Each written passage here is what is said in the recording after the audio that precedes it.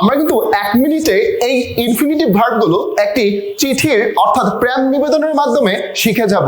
চলেন তাহলে শিখে ফেলি এই চমৎকার লেসনটি। আপনার ডেফিনেটলি অনেক অনেক বেশি ভালো লাগবে। সুপ্রিয় শিক্ষার্থীরা, আমরা আসলে বাক্য বড় করতে পারি না, আমরা জানি না ইনফিনিটিভ ভার্ব কি, ইনফিনিটিভ ভার্বকে কিভাবে বাক্য বড় করতে হয়। চলেন আগে আমরা এই মজার টেকনিকটা আগে শিখে নেই, আমরা কিভাবে আসলে মনে রাখবো। সো ইনফিনিটিভ ভার্ব মানে হচ্ছে টু প্লাস ভার্ব, অর্থাৎ এই ভার্বগুলোর নাম, এই ভার্বগুলোকে বলা হয় ইনফিনিটিভ ভার্ব।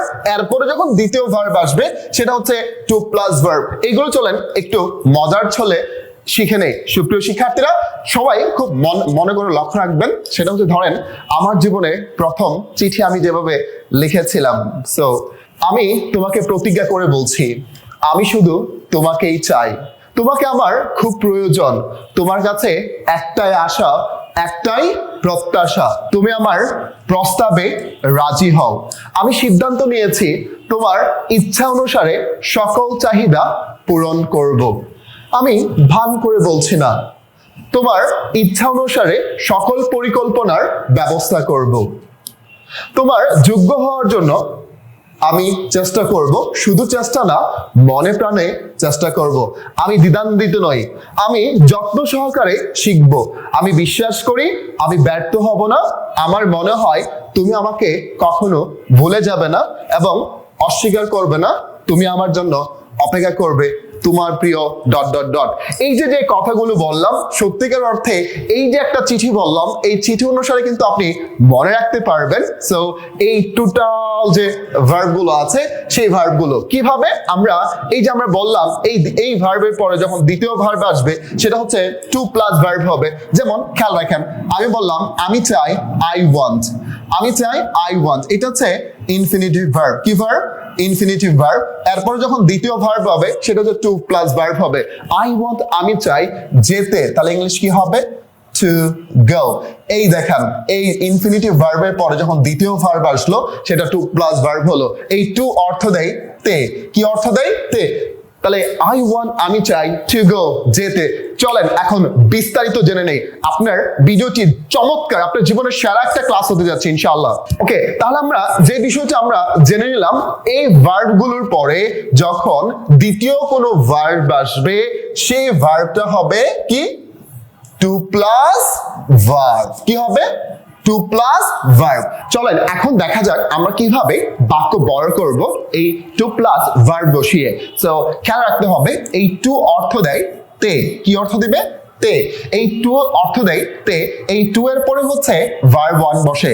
খেয়াল করেন সুপ্রিয় শিক্ষার্থীরা, নর্মালি অর্থ হচ্ছে গো, অর্থ হচ্ছে যাওয়া। যখন আমি বলবো টু গো, তখন অর্থ দিচ্ছে যেতে। টু ইট, খেতে। টু রাইট, লিখতে। টু কাম, আসতে। টু প্লে, খেলতে। টু বাই, কিনতে। টু ক্লিন, পরিষ্কার করতে। টু ফিট, খাওয়াতে। টু ড্রাইভ, চালাতে। টু ড্র, আঁকতে। যদি বলি টু বি, হতে। টু লার্ন, শিখতে। টু রিড, পড়তে। টু স্পিক, বলতে। টু আন্ডারস্ট্যান্ড, বুঝতে। টু কুক, রান্না করতে। টু ডু, করতে। টু আর্ন, উপার্জন করতে। টু ইমপ্রুভ, উন্নতি করতে। সো সুপ্রিয় শিক্ষার্থীরা, যে আমরা এখন কিভাবে আমরা বাক্য বড় করি দেখেন, একদম বাচ্চাদের মতো আমরা এই প্রত্যেকটা বিষয় দেখাচ্ছি। আর এই লেসনটি কিন্তু পড়াচ্ছি আমার লেখা জনপ্রিয় স্পোকেন ফাইটার বইটি থেকে। ওকে, সো একদম বাচ্চাদের মতো দেখেন আমরা দিয়েছি। যেমন ট্রাই মানে চেষ্টা করা, ট্রাই মানে চেষ্টা করা। কিভাবে আপনি একদম বাচ্চাদের মতো জিনিসগুলো শিখবেন আমি দেখাচ্ছি। যেমন ট্রাই, চেষ্টা করো। টু ইট, খেতে, তাহলে খেতে চেষ্টা করো, ট্রাই টু ইট। ট্রাই, চেষ্টা করা। টু আন্ডারস্ট্যান্ড, বুঝতে, বুঝতে চেষ্টা করো, try to understand, right. Try, চেষ্টা করা। টু স্লিপ, ঘুমাতে, ঘুমাতে চেষ্টা করো, try to sleep. Okay, try, চেষ্টা করা। টু নো, জানতে, জানতে চেষ্টা করো, ট্রাই টু নো। ওকে সুপ্রিয় শিক্ষার্থীরা, আমরা খেয়াল করি আমরা আরো সুন্দর ওয়েতে কিভাবে বাক্য তৈরি করি। তাহলে ট্রাই টু কুক, রান্না করতে চেষ্টা করো। তাহলে আমরা যদি বলি আমি রান্না করতে চেষ্টা করি, আমি ইংলিশ হলো আই, চেষ্টা করো ইংলিশ হলো ট্রাই। তাহলে টু কুক মানে রান্না করতে, তাহলে আমি রান্না করতে চেষ্টা করি, আই ট্রাই টু কুক।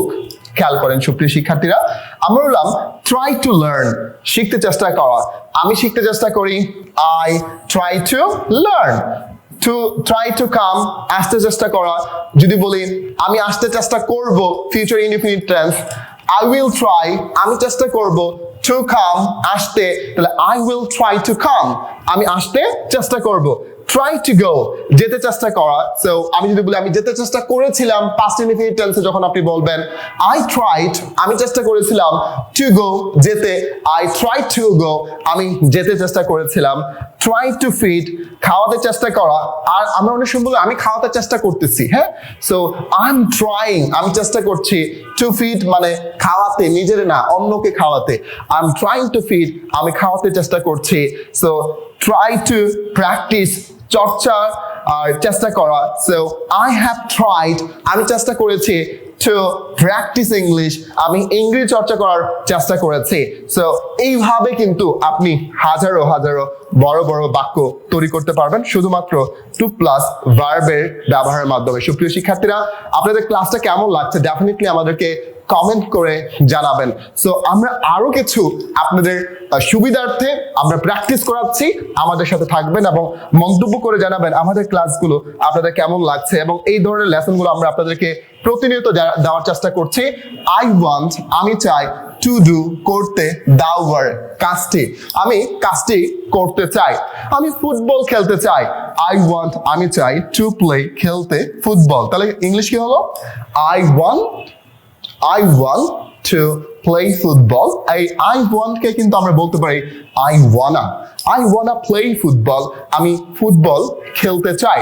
খেয়াল করেন I have forgotten, এই যে forgotten পেয়েছেন মনে আছে, ওই যে আমরা চিঠির সঙ্গে forget, হ্যাঁ, আমি তোমাকে কখনো ভুলে যাব না। ওকে, এই যে present perfect, I have forgotten, আমি ভুলে গিয়েছি।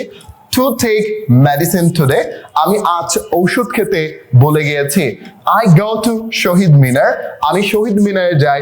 To give flowers, আমি ফুল দিতে শহীদ মিনারে যাই।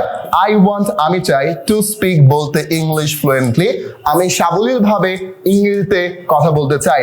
I feel fear, আমি ভয় পাই। To stand দাঁড়াতে, before you, আমি তোমার সামনে দাঁড়াতে ভয় পাই। সো সুপ্রিয় শিক্ষার্থীরা, আপনাদের উদ্দেশ্যে আমরা হচ্ছে একটা যদি বলেন যে হচ্ছে আপনাদের হোমওয়ার্ক যদি বলি যে আপনি আসলে কতটুকু বুঝতে পেরেছেন, সো এটা আমি আপনাদেরকে একটু দিতে চাই। সো আমি প্রতি রাতে ঘুমানোর পূর্বে একটি ভালো কাজ করতে চাই। সো সে প্রতিদিন সবার আগে ক্লাসে আসার চেষ্টা করে, আমি প্রতিদিন নতুন কিছু শেখার চেষ্টা করছি। এর মাঝে আমরা একটা কিভাবে বাংলা বাক্যকে ভেঙে ভেঙে ইংরেজি করার কৌশল, এইটা কিন্তু আমার স্পোকেন ফাইটার বইটি থেকে আমরা পড়াচ্ছি। আবার বলছি, দেখেন, আমি প্রতি রাতে ঘুমানোর পূর্বে একটি ভালো কাজ করতে চাই, এত বড় বাক্যকে আমরা কিভাবে ইংলিশে বলবো না, একদম সহজ। আমি চাই, আই ওয়ান্ট। সো একটি কাজ করতে, আ গুড ওয়ার্ক। সো করতে, টু ডু, প্রতি রাত্রে, এভরি নাইট, ঘুমানোর পূর্বে, বিফোর স্লিপিং। বিফোর অর্থ পূর্বে, আর বিফোর স্লিপিং ঘুমানোর পূর্বে। বিফোর একটি প্রিপোজিশন, প্রিপোজিশনের পরে ভার্ব আসলে ভার্বের সাথে আইএনজি। তাহলে যদি খাওয়ার পূর্বে, বিফোর ইটিং, লিখার পূর্বে, বিফোর রাইটিং, ঘুমানোর পূর্বে, বিফোর স্লিপিং। বিফোর অর্থ পূর্বে একটি প্রিপোজিশন, প্রিপোজিশনের পরে এই স্লিপ একটি ভার্ব, এই জন্য কি হয়েছে, আইএনজি হয়েছে, যেহেতু বিফোর একটি কি প্রিপোজিশন। ওকে, সো তাহলে ইংরেজি হলো I want to do a good work before sleeping every night।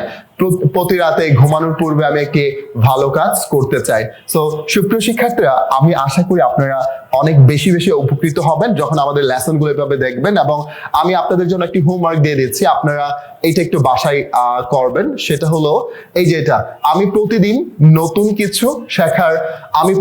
নতুন কিছু শেখার চেষ্টা করছি, ইংলিশটা কি হবে। সো ভিডিওটি যদি আপনার এতটুকু ভালো লাগে এবং লাইক কমেন্ট শেয়ার করে সবার মাঝে ছড়িয়ে দিন। আর একটা বিষয় না বললেই নয়, আপনার যদি মনে হয় যে স্যার আপনার কাছ থেকে আমি ইংলিশ শিখতে চাই, তাহলে কিন্তু আমাদের অনলাইন অফলাইন যে কোনো একটি ব্যাচে ভর্তি হয়ে যেতে পারেন, আপনি হবেন একজন সাবলীল স্পিকার। আসসালামু আলাইকুম।